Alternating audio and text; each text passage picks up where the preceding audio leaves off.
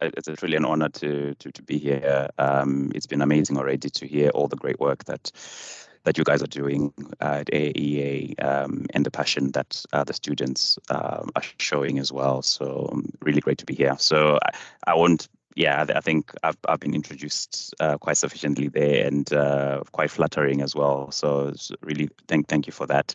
I'll be doing a tag team with a colleague at the IFoA, Irene. Okay, so yeah, we're the IFoA team basically that's gonna take you through some of the qualifications that we do, the qualification pathways, details around that. Hopefully, a lot of it will be familiar, but I think there will be some nuances as well. I think that we can discuss. And speaking to the team at AEA, there's some specific topics as well that we might want to cover. So hopefully those will be captured as we go through the session. Okay, yeah. So this fits in quite nicely. We've just been talking about or hearing about the three pillars.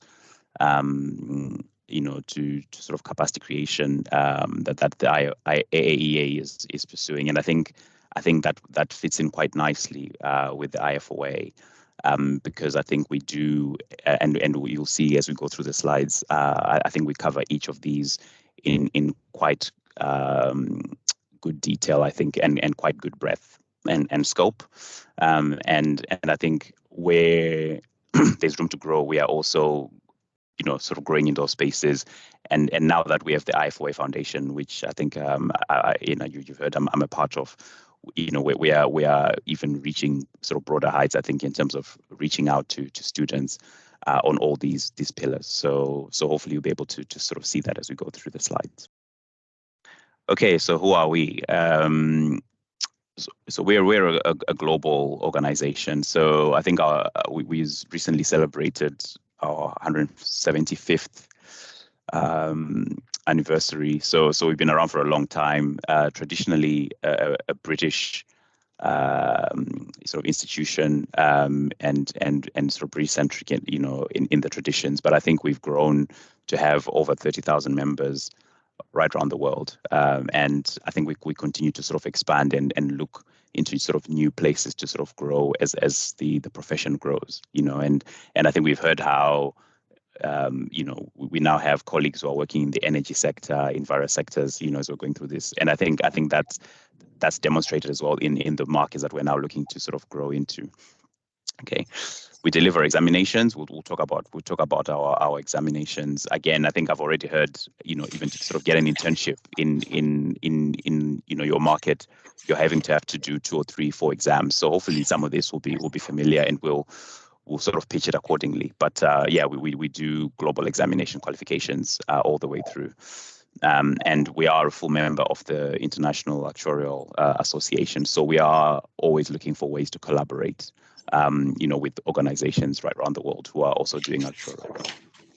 Okay, so that's who we are. Our qualifications, from this point, I'll pass on to Irene. You can introduce yourself now, Irene, and I'll be interacting with Irene as we're going through the rest of the presentation. Thank you very much, Masimba. Can you hear me? Yeah, I can hear you, yeah. Excellent. Thank you very much. And thank you very much to the Academy for organizing this and also for inviting us.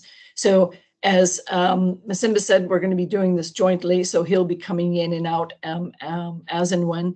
So the IFoA has several qualifications and credentials. So the most well-known is the Associate and Fellow, and we do have several others. In terms of most recent developments, we have the Chartered Actuary, which, similar to other professions such as accountants, HR, etc., there's a chartered status. So now those who are associates and fellows can call themselves a Chartered Actuary. I'm going to be going through these slides because of time, and these slides will be available after the session, so you can contact me or the Academy for a copy of these slides. Joining a professional membership body is very important because it demonstrates to everyone else that you are joining a profession. You are a professional, and part of that is not only how you conduct yourself, but also belonging to a professional organization. And there is quite a few benefits from that, and also obligations to adhere to the Actuaries Code, a professional code of conduct. Okay, next slide.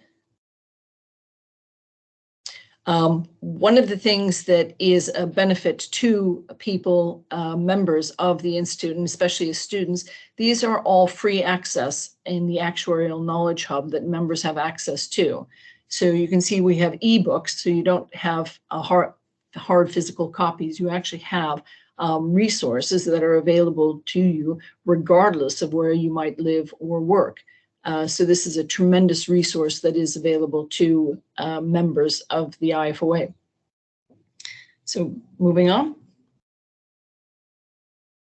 Another thing that is just recent, as of February, we launched an IFoA community. So going on is what Moses was talking about, the mentorship and the community, and having those people around you that you can ask and you can communicate with. The IFoA has developed and launched this communities where it is currently focused on, shall we say, practice areas, but we're starting new groups up as more and more people participate in these communities. But it's a chance for anyone, as in IFoA members, to participate and interact with colleagues at all different levels, and for communication, for interaction, for networking, mentorship, all of these different kinds of resources. But this is a digital, virtual way to interact with communities. The benefits of being part of a professional organization, a professional membership body, is you do have support for your career through the communities and the resources available. You're part of this community. It includes the research knowledge, and one of the unique things is that even as a student, you can volunteer and be part of different working groups, committees, different communities that are available, where you can actually be part of a professional organization and professional different ways that you're looking at the actuarial profession and the career. So the next on to is the buddy system and mentoring. That's and this is again what some of the previous speakers have spoken about. This is a very, very important part. So we do have a buddy system where people can members can offer support for other, and it doesn't have to be just qualified actuary to student. It can be whatever stage in your journey you are. The foundation also offers some mentoring. So I want to Masimba, if you, as part of the foundation, a trustee, whether So I think we are looking to at the foundation looking to support this and complement this by sort of having sort of group mentoring sessions, which are virtual, and I guess reaching places where maybe the buddy system is, for whatever reason, is unable to reach, right? So we're working quite closely with with the IFoA team to sort of say, okay, where can we complement and where can we help to reach early career actuaries, to sort of get that mentoring through an external partner who's also an actuary, Protegion. It's a firm run by an actuary, to sort of reach out and provide sort of buddy and mentoring sort of mentoring support. Okay. Yeah. All right. Thank you. Carry on. So there's lots of different reasons, and some of the previous speakers have spoken about their journeys through the profession. There are a lot of reasons that you should think about becoming an actuary. It's not for everyone, but it is a rewarding career for lots of different reasons. Then focusing on the skills. It's not only the technical bit, but it is also about being business focused, motivation, because this is a long journey and a difficult journey. And it is about ambition, ability, communication, and project management and problem solving, as we heard from previous speakers. the different areas. Masimba, I know that you've had a sort of varied career, and you want to talk about the different areas where actuaries work? Yeah, so they're sort of the traditional spaces that we're all aware of around insurance and pensions, where actuaries tend to have worked traditionally. But I think we've already heard, I think, from speakers that the previous speakers about going into sort of different spaces where actuaries maybe didn't traditionally go into. And mine in at the moment is technology and data science. So that's an area where, again, our skills are proving to be quite valuable, and there's quite a lot of demand in that space. So you're not necessarily going to need to just do what actually traditionally did in the past. I think there are quite a lot of new areas as well to sort of grow into. Excellent. Okay, so building on this, what do actuaries do? It is not just about the technical sort of reserving, etc. There are lots of different areas of expertise. Actuaries do add value in additional areas outside of where perhaps it might be thought where they could add value, and something that as people are considering their actuarial career, they might be familiar with what accountants are and maybe a chartered financial analyst is. And this helps differentiate where actuaries are. All three professions are very esteemed and very respected. And actually all three professions should actually work together. That the actuarial profession is very technically rigorous. Study time is something that is important to emphasize, that it is something that takes a lot of time and dedication to undertake, and it just gives a good idea of how long it's going to take. The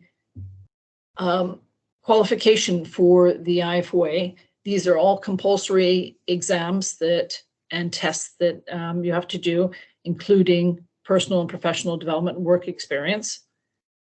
The IFoA is going to be introducing what they call multiple objective-based assessments. They will include multiple choice questions, but I just wanted to introduce an example of what some of these objective-based assessments, what we're calling the OBAs, are going to include. So this is just a sample of one question.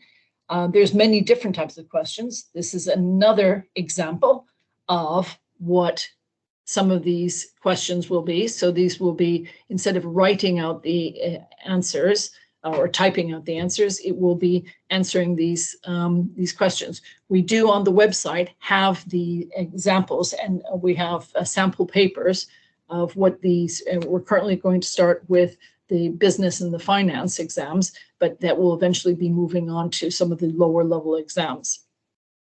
In terms of fellowship, these are all of the subject areas that are currently covered, everything from banking to life insurance and general insurance. At the fellowship level, the higher level, it's flexible, as in you can choose 2 specialist principals, so any 2 of the orange ones and 1 of the red ones, any 1 of the red ones, and they can be sat in any order, even before you qualify as an associate. And again, another year of professional development. There's different ways to fast track through the exams. I saw some questions about exemptions. You can attend an accredited university, and we are talking to universities in Kenya and throughout Africa of pursuing accreditation. If you have passed other actuarial exams, you can submit a transfer prior learning. For those people who are associates or fellows of other actuarial societies, we do an individual qualification recognition. And we also do, the whole ethos is, if you've done the work once, don't do it again. You can gain exemption, but that means also that you had to have gotten the grades, the marks at a high enough level. If you're not sure what you want to do, we have the option of a non-member student. So you can take either the statistics or mathematics exams. You can take them as many times as you want, but once you pass, you can't take any further exams unless you do become a member. It is a way for people to take a look and see what they think, if this is the right journey for them. We do have some materials, syllabus, our core reading, and this is produced by the examiners every year, as into everything you will need to know to pass the examination. Doesn't mean memorization, it just means what you need to know and to apply it. We have the past exam papers, etc. And there's optional reading with the free books from the library, the free journals, free ebooks from the library. We now have expanded the tuition and training providers so that this is in alphabetical order of currently, these are all the providers that are available that offer various tuition and materials and support for IFoA exams. An important component of the associate and also of the fellow is you need practical work experience. That you have as part of being a professional is that you not only pass your examinations, but you actually have work in the professional environment. And this is something that you need to do every year. Once you qualify, then it does transition into continuing professional development, CPD. In terms of future developments, Masimba, I'm not sure if you wanted to speak to any of these or if you wanted to talk about some of the developments in the industry, different things before we finish up. Yeah, so I mean, I think these ones on the screen hopefully speak to yeah, they're self-explanatory really, and I'm happy for you guys to have a read because there's quite a lot of information here.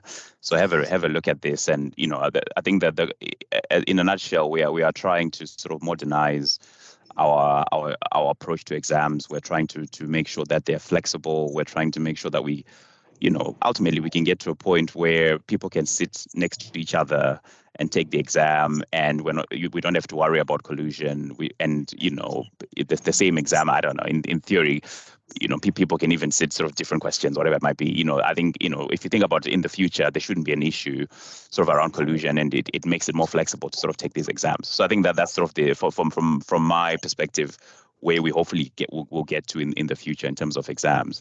In terms of the industry, I think there's so much going on. I think I've already mentioned generative AI, machine learning, but that's just one aspect, where we're getting involved in climate change, we're getting involved, all the things that are topical at the moment, biodiversity, so anything that's sort of topical, actuarial skills are being called upon to come and play a part, basically. So I think it's a very exciting time to be an actuary.